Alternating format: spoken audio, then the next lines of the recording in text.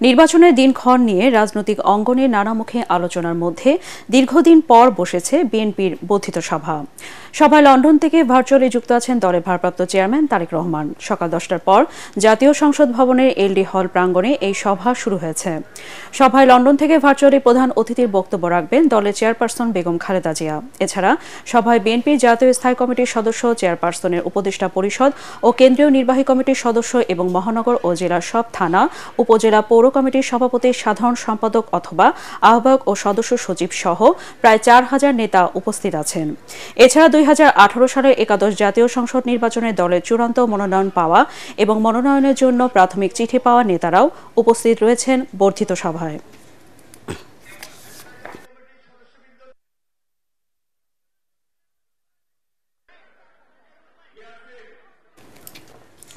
এই মুহূর্তে বর্ধিত সভায় বক্তব্য রাখছেন তারেক রহমান। আমরা এখন সরাসরি চলে যাচ্ছি সেখানে।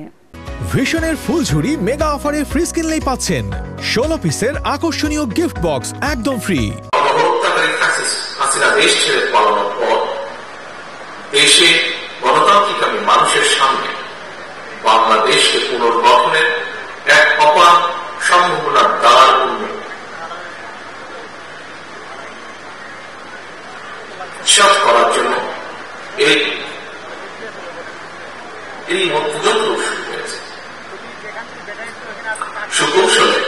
সুকৌশলে রক্ত পিচ্ছে রাজপথে গড়ে ওঠা জাতীয় ঐক্য এবং জাতীয় নির্বাচনে পরিবেশ বিনষ্টের অপচেষ্টা চলছে। জাতীয় ঐক্য এবং জাতীয় নির্বাচনের পরিবেশ বিনষ্টের চক্রান্তের বিরুদ্ধে আমি আজ দেশের কৃষক, শ্রমিক জনতা, আলেম ওলেমা, পীর মাশায়েখ তথা সকল শ্রেণী পেশার মানুষকে আপনারা আজ এখানে যারা উপস্থিত হয়েছেন, আপনাদের প্রত্যেকের মাধ্যমে তাদেরকে সতর্ক থাকার আহ্বান এবং অনুরোধ জানায়। যারা বাংলাদেশকে তাদের রাষ্ট্র বানিয়ে রাখতে চেয়েছিল, তাদের ষড়যন্ত্র কিন্তু এখনো থেমে নেই। সংস্কার কিংবা স্থানীয় নির্বাচন এসব ইস্যু নিয়ে জনগণের সামনে এক ধরনের ধূম্র জাল সৃষ্টি করা হচ্ছে। রাষ্ট্র এবং রাজনীতিতে সংস্কার একটি ধারাবাহিক প্রক্রিয়া। বিএনপির কাছে সংস্কারের ধারণা নতুন কিছু নয়। সরকারে কিংবা বিরোধী দলে বিএনপি যখন যে অবস্থানেই দায়িত্ব পালন করেছে, জনগণের আকাঙ্ক্ষাকে ধারণ করে সময়ের পরিপ্রেক্ষিতে সব সময় রাষ্ট্র, সরকার ও রাজনীতিতে প্রয়োজনীয় সংস্কার করেছে বিএনপি এবং করার চেষ্টা অব্যাহত রেখেছে। 1975 সালের 7ই নভেম্বরের পরে দেশে বহুদলীয় গণতন্ত্র প্রতিষ্ঠা, সংবিধানের 5ম সংশোধনের মাধ্যমে মুক্তিযুদ্ধের আকাঙ্ক্ষার প্রতিফলন, 1991 সালে দেশে সংসদীয় সরকার প্রতিষ্ঠা, এই সবই ছিল রাষ্ট্র রাজনীতির ময়দানে যুগান্তকারী সংস্কার। এছাড়া বিভিন্ন মেয়াদে রাষ্ট্র পরিচালনার দায়িত্বে থাকাকালে বিএনপি সরকার স্কুল কলেজে বিনা বেতনে মেয়েদের শিক্ষার সুযোগ সৃষ্টি, রাষ্ট্র সমাজে মুক্তিযোদ্ধাদের যথাযথ মূল্যায়ন নিশ্চিত করতে মুক্তিযুদ্ধ মন্ত্রণালয় প্রতিষ্ঠা, বিশ্বের তথ্য প্রযুক্তির সঙ্গে তাল মিলিয়ে বাংলাদেশকে প্রস্তুত রাখতে বিজ্ঞান এবং তথ্য প্রযুক্তি বিষয়ক মন্ত্রণালয় প্রতিষ্ঠা, প্রবাসী বাংলাদেশিদের কল্যাণ নিশ্চিত করতে প্রবাসী কল্যাণ ও বৈদেশিক কর্মসংস্থান মন্ত্রণালয় প্রতিষ্ঠা, সবগুলি ছিল রাষ্ট্র ও সরকারের কয়েকটি গুরুত্বপূর্ণ সংস্কার। প্রিয় সহকর্মীবৃন্দ, এই ধরনের আরো বহু সংস্কারের উদাহরণ আমরা উপস্থাপন করতে পারব। তবে ষড়যন্ত্রের পথ ধরে পলাতক গণহত্যাকারী স্বৈরাচার রাষ্ট্র ক্ষমতা দখলের পর সংস্কারের সকল পথ বন্ধ করে দেয়। বাংলাদেশকে চিরতরে তাবেদার রাষ্ট্রে পরিণত করে রাখতে গত 1.5 দশকে দেশের শিক্ষা ব্যবস্থাকে প্রায় ধ্বংস করে দিয়েছিল, দেশের প্রতিরক্ষা ব্যবস্থাকেও নাজুক করে তুলেছিল। টাকা পাচার আর লুটপাট চালিয়ে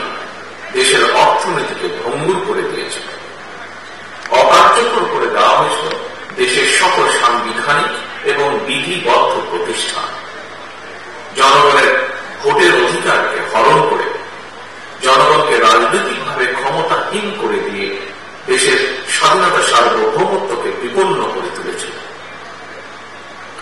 এমন পরিস্থিতিতে রাষ্ট্র, সরকার এবং রাজনীতির গুণগত পরিবর্তনের লক্ষ্যে mother of democracy Begum Khaleda Zia 2017 সালে ভিশন 2030 দিয়েছিলেন।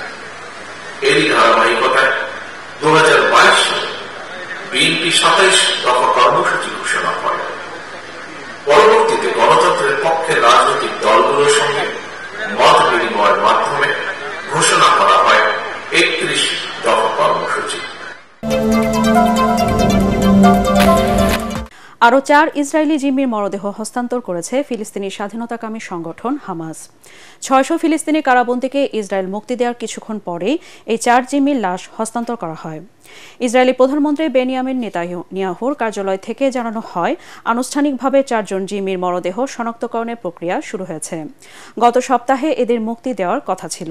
জিম্মিদের সঙ্গে অসৌজন্যমূলক আচরণের অভিযোগে ইসরায়েল তাদের মুক্তি স্থগিত করেছিল।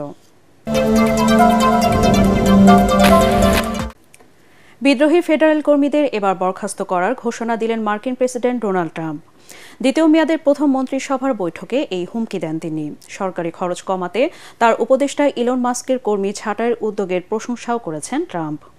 সতর্ক করেন, মন্ত্রিসভার কেউ এসবের বিরোধিতা করলে তাদেরকেও বের করে দেওয়া হবে। এ সময় অর্থশাস্ত্রে নিজের নেওয়া পদক্ষেপের পক্ষে যুক্তি তুলে ধরে ইলন মাস্ক বলেন, মার্কিন প্রশাসনের প্রযুক্তি খাতে ঢেলে সাজাতে যান তিনি। আরও জানাচ্ছেন শরীফুল ইসলাম। যুক্তরাষ্ট্রের ফেডারেল সরকারের কর্মীদের প্রতি সপ্তাহের কাজের তালিকা বা হিসাব দিতে সম্প্রতি একটি ইমেল পাঠান প্রেসিডেন্ট ডোনাল্ড ট্রাম্পের উপদেষ্টা ইলন মাস্ক। ইমেলের জবাব না দিলে কর্মীদের চাকরিচ্যুত করার হুমকিও দেওয়া হয়, যা নিয়ে এখন সমালোচনার ঝড় আমেরিকা জুড়ে। ট্রাম্প প্রশাসনের উপর ক্ষোভে ফুঁসছেন সরকারি কর্মকর্তারা। এ নিয়ে তোপের মুখে পড়েছেন খোদ প্রেসিডেন্ট ডোনাল্ড ট্রাম্প ও তার উপদেষ্টা ইলন মাস্ক। মাস্কের কঠোর নীতির আওতায় বহু কর্মকর্তাকে ছাঁটাই এবং ইমেলের জেরে ফেডারেল সরকারের ভেতরে দেখা দিয়েছে বিশৃঙ্খলা। কিছু সংস্থা মাস্কের ইমেলের জবাব না দেওয়ার ঘোষণাও দিয়েছে। মার্কিন কেন্দ্রীয় তদন্ত সংস্থা FBI ও পররাষ্ট্র দপ্তরের ট্রাম্প নিযুক্ত কর্মকর্তারা নিজেদের কর্মীদের চেন অফ কমান্ডের বাইরে কারো ইমেলে সাড়া না দেবার আহ্বান জানিয়েছে। তবে মন্ত্রিসভার বৈঠকে ফেডারেল কর্মীদের পাল্টা ইমেলের জবাবের কড়া সতর্ক করেছেন প্রেসিডেন্ট ট্রাম্প। বুধবার দ্বিতীয় মেয়াদের প্রথম মন্ত্রিসভার বৈঠকে মার্কিন এই ধনকুবেরের প্রশংসা করেন তিনি। আমি মনে করি ইলন মাস্ক একটি ভালো আইডিয়া দিয়েছেন। যারা ইলন মাস্কের ইমেলের জবাব দেবে না, আমরা তাদের বরখাস্ত করব। দেশের জন্য যেটা ভালো আমরা সেটাই করার চেষ্টা করছি। প্রশাসনে অনেক অযোগ্য লোক রয়েছে, তাদের আমরা খুঁজে বের করব। মন্ত্রিসভার সদস্য না হলেও সরকারি দক্ষতা বিভাগের পক্ষে উপস্থিত ছিলেন ইলন মাস্ক। সেখানে ট্রাম্প প্রশাসন ও তার বিরুদ্ধে ওঠা অভিযোগের জবাব ও যুক্তি তুলে ধরেন স্পেস এক্সের প্রতিষ্ঠাতা।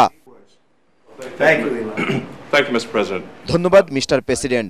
আসলে আমি মার্কিন প্রশাসনের প্রযুক্তি বিভাগকে আরও উন্নত করতে চাই। এখানে অনেক পুরনো সিস্টেম রয়েছে, আর্থিকভাবে আমাদের অনেক ঘাটতি রয়েছে, সেটাও পূরণ করতে চাই। আমরা চাই যারা ভালো কাজ করছেন সেটা সবাই জানুক এবং তাদের ধরে রাখতে চাই। কিন্তু যারা আমাদের অপরিহার্য নয়, তারা ঠিকমতো কাজ করছেন না, অথচ সরকার ও জনগণের টাকার বেতন নিচ্ছেন, এটা আর হতে দেয়া যায় না।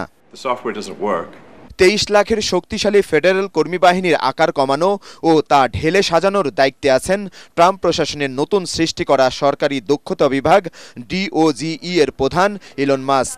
তার নীতির বিরুদ্ধে প্রতিবাদ জানিয়ে একযোগে পদত্যাগ করেছেন হোয়াইট হাউসের ডিজিটাল সার্ভিসের data scientist, product manager, IT প্রধান সহ 21 জন প্রযুক্তি বিশেষজ্ঞ। তবে ইলন মাস্কের পদক্ষেপকে স্বাগত জানিয়েছেন কিছু কর্মকর্তা। শরীফুল ইসলাম, ATN বাংলা।